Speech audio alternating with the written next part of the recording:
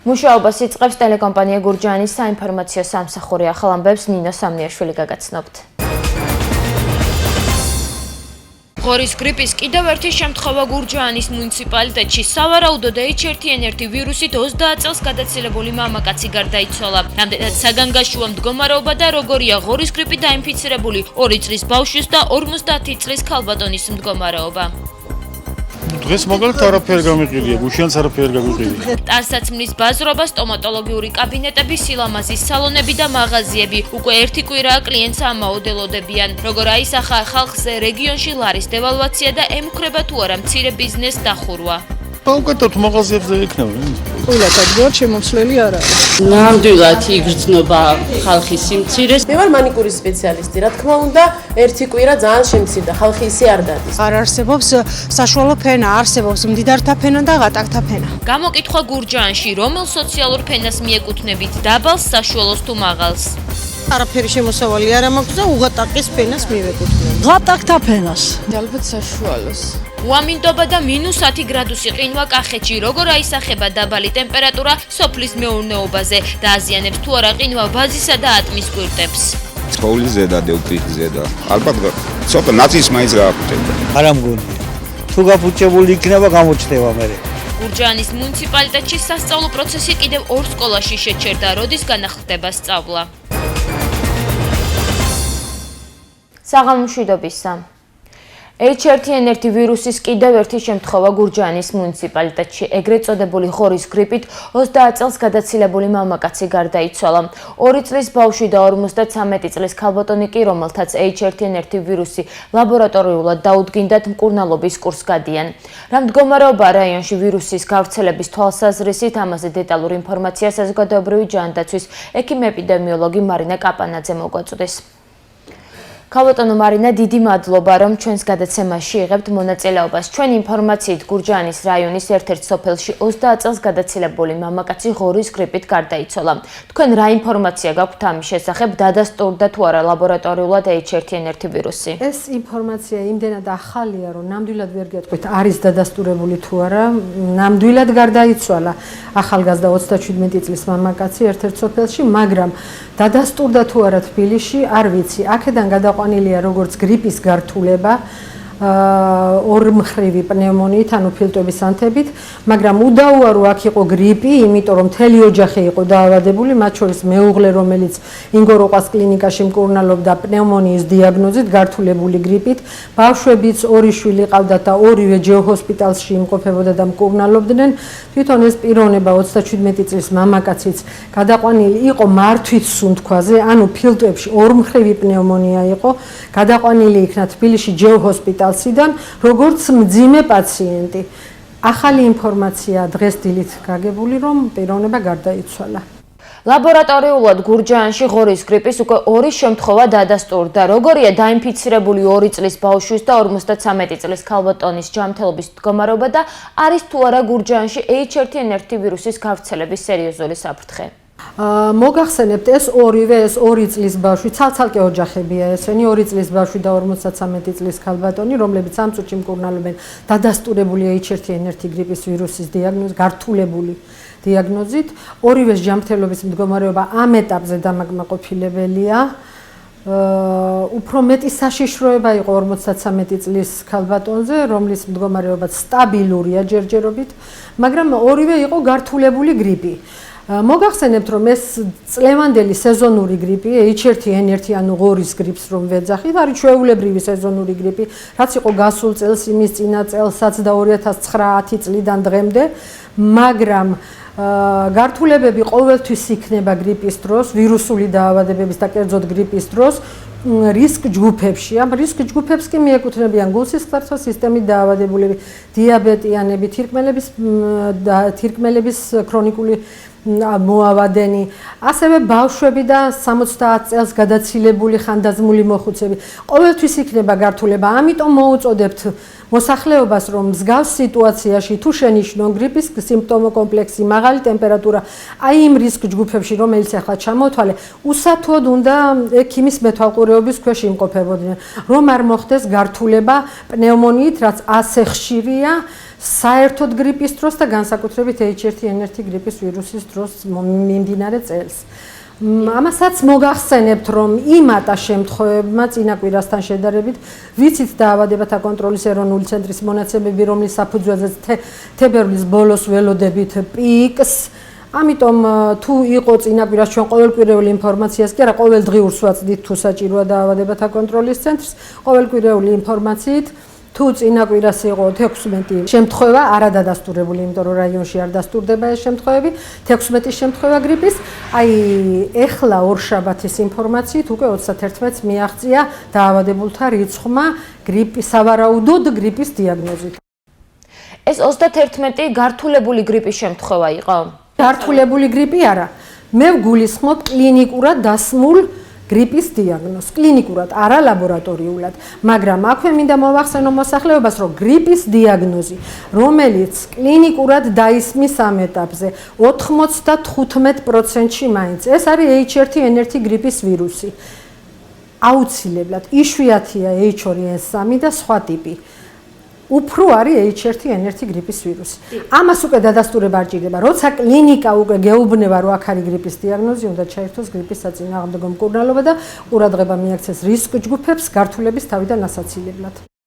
ქალბატონო მარინა, გავრცელებული ვირუსების გამო გურჯაანის რამდენიმე საჯარო სკოლაში სასწავლო პროცესი შეწყვეტილია. მოსწავლეთა 20% სკოლაში არ გამოცხადდა. მართლაც ასეთი საგანგაშო მდგომარეობა და მოსწავლეთა მაღალი მომართვიანობა გააქვთ? დიახ, აი ამასაც მოგახსენებთ ჩემი ინფორმაციით, რასაც ვღებულობ ყოველკვირეულად, ზეგანაც აღვნიშნე, უფრო პანიკას მივაწერთ ამ მდგომარეობას, იმიტომ რომ მიმართვიანობა კი გაიზარდა, მაგრამ ისი არა, რომ სკოლებში მოსწავლეთა 20% არ დადიოდეს, მაგრამ მშობლებს ეშინიათ, რომ გამოუშვა, რომ კონტაქტი არ ქონდეს გრიპით დაავადებულთან და ჩემი აზრით უფრო ეს არის პანიკური სიტუაცია, ვიდრე დაუშვათ დაავადების ასეთი ზღურბლი, რომ დაუშვათ 20% ბავშვებისა არ გამოცხადდნენ სკოლებში. დიდი მადლობა ჩვენს კითხვებს საზოგადოებრივი ჯანდაცვის ცენტრის ექიმ-ეპიდემიოლოგი მარინა კაპანაძე პასუხობდა. გურჯაანის მუნიციპალიტეტში სასწავლო პროცესი დღეს კიდევ ორ სკოლაში შეჩერდა. გურჯაანის საგანმანათლებლო რესურს ცენტრის ინფორმაციით ზემო კაჭრეთსა და მელანში მოსწავლეთა 20% არ გამოცხადდა. ამიტომ განათლების სამინისტრომ სწავლის შეჩერების გადაწყვეტილება მიიღო. ამ ეტაპზე დაკეტილია ასევე ჭანდრის, ბაკურციხის, ჩალოუბნისა და არაშენდის სკოლებიც. ლარის დევალვაციის მძიმე შედეგები რეგიონში ეროვნული ვალუტის გაუფასურება მცირე ბიზნესებს უარყოფითად აისახა. ტანსაცმლის ბაზრობა, სტომატოლოგიური კაბინეტები, სილამაზის სალონები და მაღაზიები უკვე ერთი კვირაა კლიენტის ამაო მოლოდინში არიან. თუ ასე გაგრძელდა, მათი მფლობელები ბიზნესის დახურვას აპირებენ. დეტალებით ვერა იაშვილის სიუჟეტი. გურჯაანის ტანსაცმლის ბაზრობაზე გამყიდველები უკვე ერთი კვირაა კლიენტს ამაოთელოდებიან. დოლარის გაძვირების გამო საქონელზე ფასები გაზარდეს, თუმცა ეს მყიდველზე უარყოფითად აისახა. მათი ინფორმაციით ხალხი ტანსაცმლისა და საყოფაცხოვრებო ნივთების საყიდლად თანხას ვეღარ იმეტებს. თუ ლარი არ დასტაბილურდა, ამბობენ, რომ იძულებულნი გახდებიან მაღაზიები დაკეტონ. დღეს მაგალითად არაფერი გამიყიდია, გუშინაც არაფერი გამიყიდია. თქვენ მოუმატეთ ფასები? შედარებით თავისთავად მოუმატეთ, როგორ იქნება. უკეთოთ მაღაზიებზე იქნება, სხვა რა უნდა გააკეთო. თუ ყიდის უნელი ხალხს არ ექნება, სხვა მეცნიერებს ვერ გააკეთო. მე 5 დღეს იფთა არ ამიღია. ის კი არა ვალებსაც ვეღარ ვღებულობ და ესეთ სიტუაცია. არის ძალიან ბევრი მაღაზიები, რომ ტყუილად ადგილად შემომსვლელი არ არის ყიდველი. ეროვნული ვალუტის მკვეთრმა დაცემამ უარყოფითად იმოქმედა სილამაზის სალონებზეც. სტილისტების ინფორმაციით კლიენტების რაოდენობა შემცირებულია და ხალხი თავის მოწესრიგებისთვის ფულს აღარ იმეტებს. ნამდვილად იგრძნობა ხალხის სიმცირე სალონში, რა თქმა უნდა, ეს საკმაოდ მოქმედებს დოლარის კურსთან დაკავშირებით, იმიტომ რომ უამრავი პრობლემა არის ხალხში და მე მგონი სალონისთვის უფრო ვერ მოიცნეს ეს თანხები. გადასახადები ვალები პროცენტიანი ბანკთან დაკავშირებით მაგ საუბარი და რა თქმა უნდა ეს ბევრისთვის მე დარწმუნებული ვარ, რომ ფუფუნების საგანია უკვე სალონი. მე ვარ მანიკურის სპეციალისტი, რა თქმა უნდა, ერთი კვირა ძალიან შემცირდა, ხალხი ისე არ დადის. თოვლის ბრალია თუ სიცივეს ბრალია თუ დოლარის ბრალია ვერ გეტყვით, მაგრამ ჩანს, რომ ხალხს უჭირს და ისე არ დადიან, როგორც ადრე. ასე ჩვენ არასდროს არ ვიჯექით, რომ ველოდოთ და რაღაცა, სულ ხალხი დადიოდა ხოლმე. ლარის დევალვაციის პროცესი კერძო სტომატოლოგიურ კაბინეტებზეც აისახა. ექიმები პირად საუბარში ამბობენ, რომ პაციენტები მათ მხოლოდ გადაუდებელ შემთხვევებში მიმართავენ. ფასები გაზარდეს სანტექნიკის მაღაზიებმაც, რადგან დოლარის კურსით მუშაობენ. ეს კი კლიენტზე უარყოფითად აისახა და გაყიდვები შეუმცირდათ.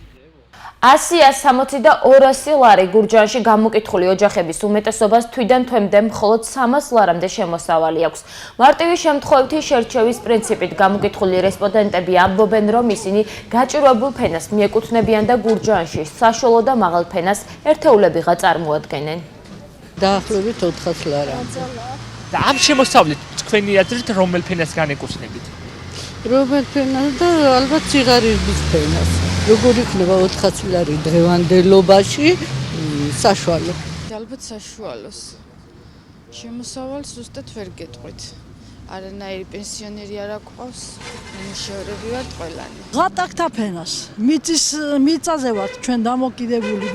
ვიმუშავებთ, გვექნება, არ ვიმუშავებთ, არაფერი არ გვექნება. აი თქვენი ოჯახის თვიური შემოსავალი რამდენია? თვიური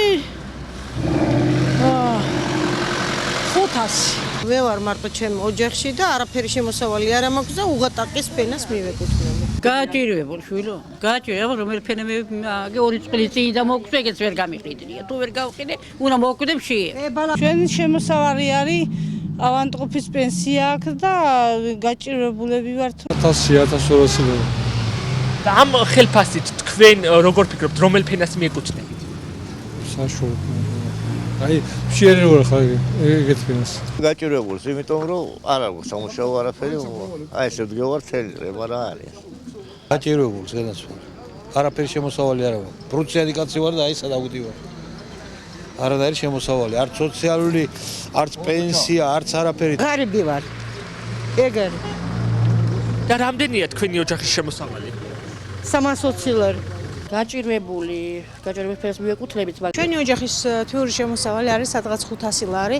მე ვთვლი რომ მივეკუთვნებით ღარიბთა ფენას, იმიტომ რომ საქართველოში დღესდღეობით უკვე წლები აღარ არსებობს საშუალო ფენა, არსებობს მდიდართა ფენა და ღატაკთა ფენა. უამინდობა და ყინვა კახეთში, წუხელ ტემპერატურა -10 გრადუსამდე დაეცა. ამან კი ფერმერთა ნაწილის აზრით შესაძლოა გასხულ ნარგავებზე უარყოფითად იმოქმედოს. როგორ აისახა დაბალი ტემპერატურა სოფლის მეურნეობაზე, მოსახლეობისა და სპეციალისტის შეფასებები ვნახოთ ეთერ თეთრაძის სიუჟეტში. კარგი ამინდების გამო ფერმერების ნაწილმა ატმის ბაღები და ვაზი გასხლა, თუმცა ახლა ამბობენ, რომ ყინვების გამო შესაძლებელია კვირტები დაზიანდეს. რომელიც ცოტა გვიან გამოვიდა, იმ კვირს გააფუჭებდა. გაშავებული იქნება, ახლა იმ ზე როგორც დახედავს. უკვე გაშავებული იქნება და ნაყოფიც არ იქნება წესიერი. გაფუჭებული. აი რამდენი პროცენტი? რამდენი პროცენტი იქნება? 30% მაინც იქნება გაფუჭებული. იმიტომ რომ ყინვა, წუხანდელი ყინვა უფრო მეტი იყო. თოვლიზე და დევპირზე და ალბათ ცოტა ნაწილს მაინც გააფუჭებდა. დანარჩენი გაზაფხულზე თუ ტვიტი როგორ გამოვა გაზაფხულზე. თოვლი ისევ ზედ არის. ახალი გასხლული ატმებია, ზედ კვირტზე დევ და ახლა იზამს აბა თავისას ყინვა. როგორ არის ზამს? რამდენი პროცენტს გააფუჭებს ახლა გასხლული ვისაც აქვს? 20-45, 40%. საერთოდ გასხლული უფრო მალე ფუჭდება ვიდრე გასასხლავი. არ ამგონი ხეირდა იღავს, მაინც ყინვა თავისას აკეთებს. წუხელ კახეთში ტემპერატურა -10 გრადუსამდე დაეცა, თუმცა ფერმერების გარკვეული ნაწილი ვარაუდობს, რომ ასეთ ყინვებს ვაზი და ატამი მაინც გაუძლებს. არ გააფუჭებს. ეხლა მაგალითად ესეთი სიმძლავრის ყინვები არ არის, რომ გააფუჭოს, არ ამგონი. შეიძლება გააფუჭოს, აი რომელიც შემოუსვლელი რქა არის. რქა რომელიც შემოუსვლელია. არც ადამიანს გააფუჭებს და არც არაფერი. თუ კი მაგალითად თუ კი მაიმატებს სიცივე და ისა გააფუჭებს, რა თქმა უნდა, ტირა უდგა. თუ კი სიცივე მაღალი იქნება და ისა. არ ამგონია რომ გაფუჭებული იყო, აბა რა ვიცი. არ ამგონია. თუ გაფუჭებული იქნება, გამოჩნდება მერე. გაზაფხულზე. კვირტის ვეგეტაცია რო დაიწყება, მაშინ გამოჩნდება. ყოველად რო ეხლა გული ვიხეთ ხო და რაღაცა რა გამოვა. ფერმერების გარკვეულმა ნაწილმა კი თოვლიანი ამინდით ისარგებლა. მიწის განოყიერების მიზნით ნაკვეთებში სასუქი შეიტანეს. ეხლა არის შეტანის პერიოდი, რომ თოვლში ჩადნეს კარგად. მცენარის პერსომა აიღო. კი შეტანილი მას ნაწილი, მაგრამ ძვირი იყო და სუნთელი ვერ ვიყიდე, რა ცოტა ძვირია. და ვცდილობ რომ რაღაც იაფად ვიყიდო. თუ ვიყიდე, თუ არა დარჩება ის. სასუქის შეტანის პერიოდი არის, მაგრამ ჩვენაირი ხალხი სასუქი ვერ შეაქვს. ფული არ არის არაფერი, სასუქი მომასისხლად არის ყველაფერი. ვერ ავყიდულობთ. ეხლა თუ კი მექნება სასუქი უკვე დაყრილი უნდა იყოს. არ არის და საშუალება რომ დავაყარო. ორში რომ გაშალო კარგია, ბარა იქნება სასუქიც. სასუქი კარგი იქნება. ვერ შევიძინე, არა მაგ და რა შევიძინო. ფული არა მაქვს იმდენად ვიყიდო და ისო. პენსიის ინაბარათა ვარ. სოფლის მეურნეობის სამინისტროს წარმომადგენლის ინფორმაციით, ყინვები განსაკუთრებით მაშინ არის საშიში, როდესაც ვენახსა და ატმის ბაღებში წვენთა მიმოქცევაა დაწყებული. გურჯაანის მუნიციპალიტეტში 27 იანვრის ყინვების გამო არც ატმის კულტურა და არც ვაზი ყინვისაგან არ დაზიანებულა.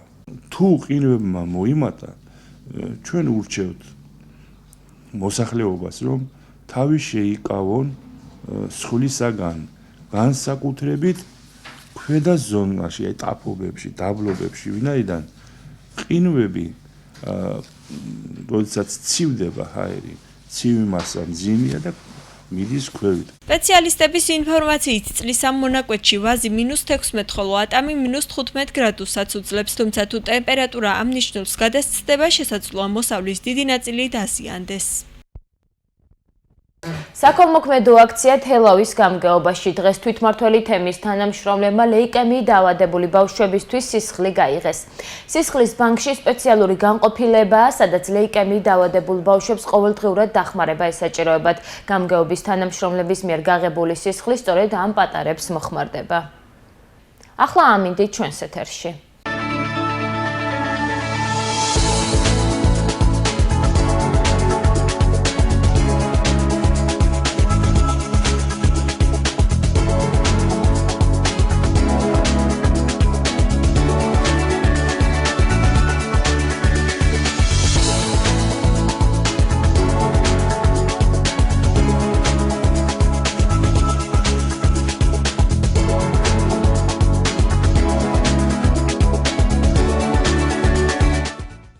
ტექნიკური მიზეზების გამო დღეს ტელეკომპანია გურჯაანის საინფორმაციო სამსახური რეგიონს გარეთ და უცხოეთში განვითარებულ ახალ ამბებს ვერ შემოგთავაზებთ. ნახვამდის მხოლოდ 14 საათამდე გემშვიდობებით.